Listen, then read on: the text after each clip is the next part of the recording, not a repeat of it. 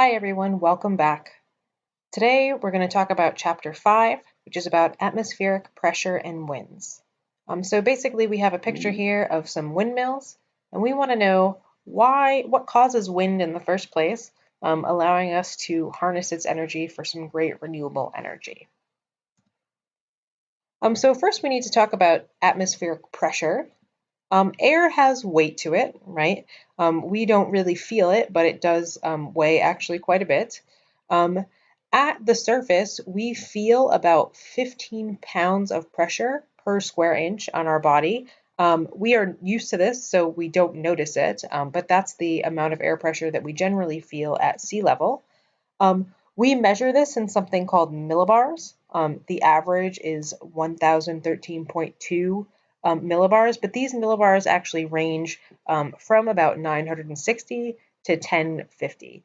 And so you don't have to know exactly what the average millibars are in different places, but you should know that we measure atmospheric pressure in millibars.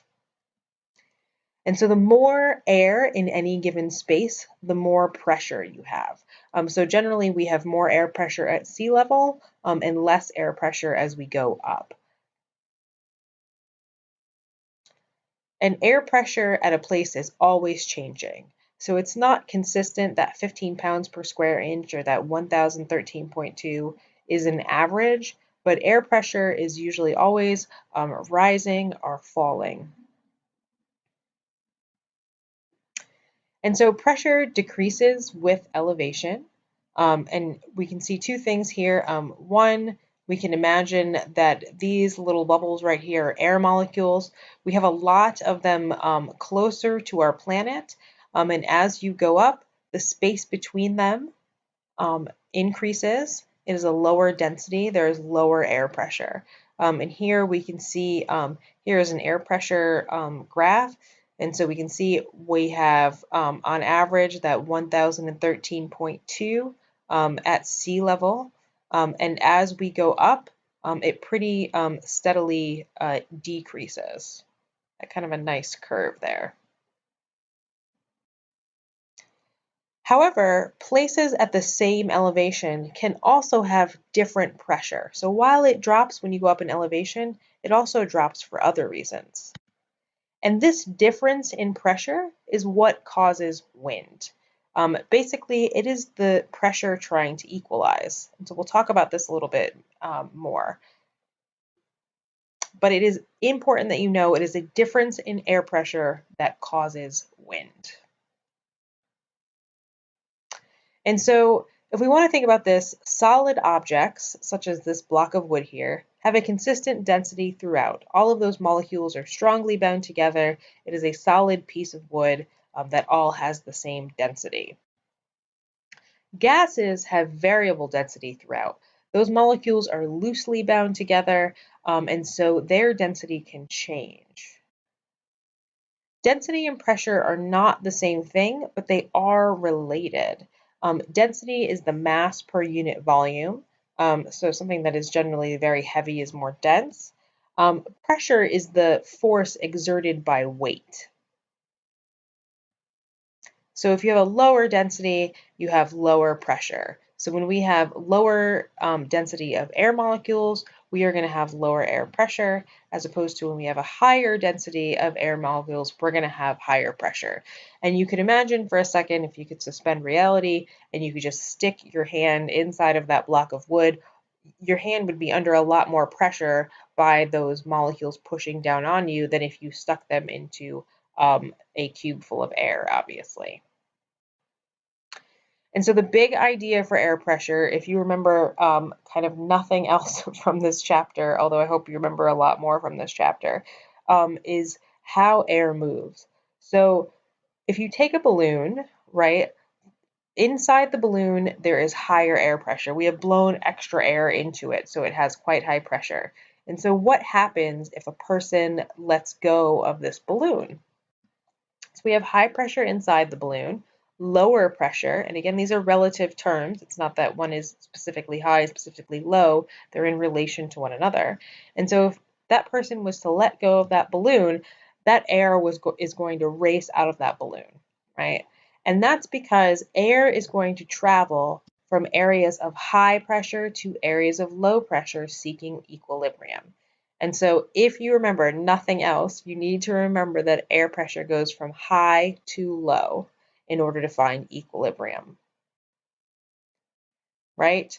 So when you have two air masses and you have higher pressure over here and lower pressure over here, the air is going to move this way, causing wind. This is called a pressure gradient. So higher pressure here, lower pressure here. This is a pressure gradient, and so the wind and the air is going to move this way. Remember this if you remember nothing else about wind at least, right? It's going to travel from high to low, and that is what's going to create wind.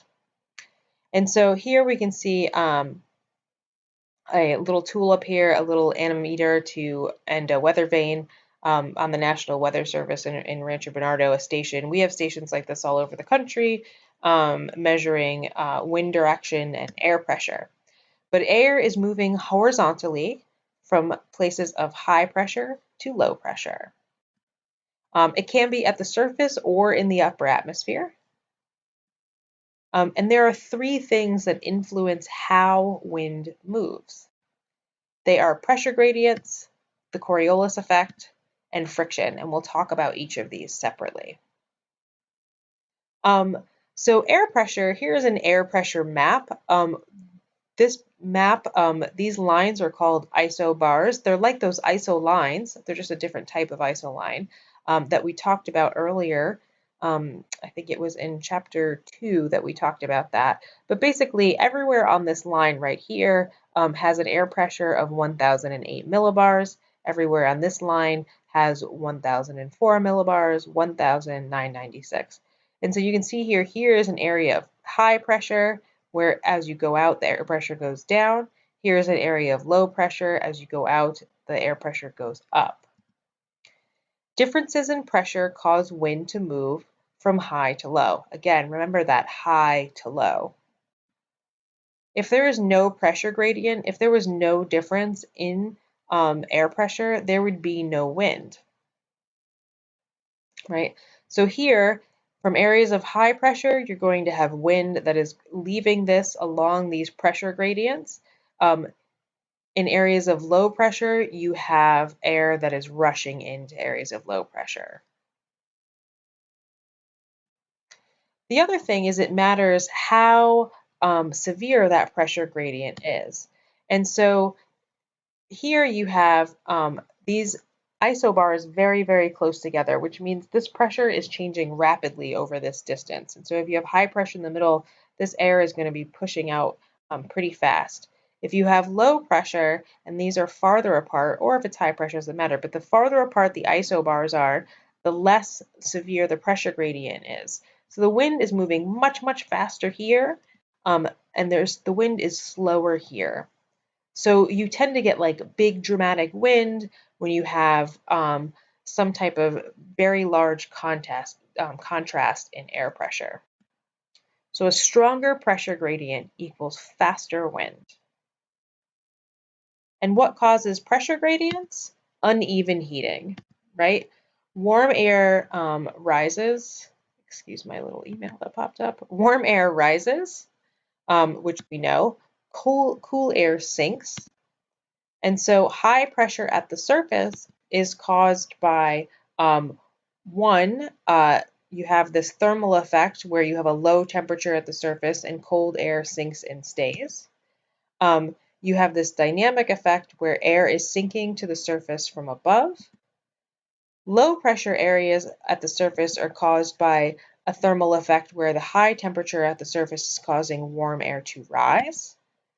And a dynamic effect where the converging air is being pushed up from the surface. The next thing is the Coriolis effect.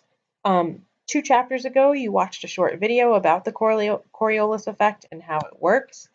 So wind is moving independently of the rotating planet, and the Earth is spinning underneath that wind. And so that wind is being deflected. And this is why our storms spin and we'll look at that a second, but this is what causes that spinning to happen. It is a response to that Coriolis effect, that Earth's rotation, right? Wind is deflected to the right in the northern hemisphere and to the left in the southern hemisphere. They are opposite one another. And so we can see here, we're looking at, here is Africa, and if you have winds, right, they are being deflected this way in the northern hemisphere and the opposite in the southern hemisphere. And here we are looking down from the poles, and we can see this rotation that is happening, this deflection, right, that's happening. So rather than if you were to launch a paper airplane from here, it wouldn't go straight from the North Pole to Quito, it would bend off. And so this Coriolis effect is bending the wind. We also have issues with friction. So friction is present at the surface, but not in the upper atmosphere. And so basically at the surface, the wind is knocking into all types of topographical features on the landscape, and that's causing the wind to mix up as it hits the surface of the planet, right? It's stronger on land than it is on water. There's more friction, there's more to run into on land than there is on the surface of the water. And again, there's really no friction up here. Friction slows the wind down, which is pretty intuitive, right? If the wind is going to run into something, it's going to be slowed down. And it limits the strength of the Coriolis effect. And so the Coriolis effect is much stronger in the upper atmosphere than it is in the lower atmosphere.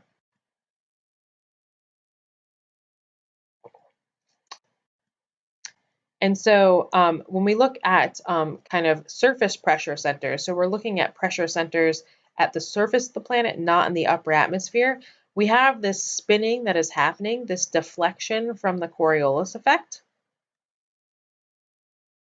And again, we're rotating one way in the northern hemisphere. We're doing clockwise flow or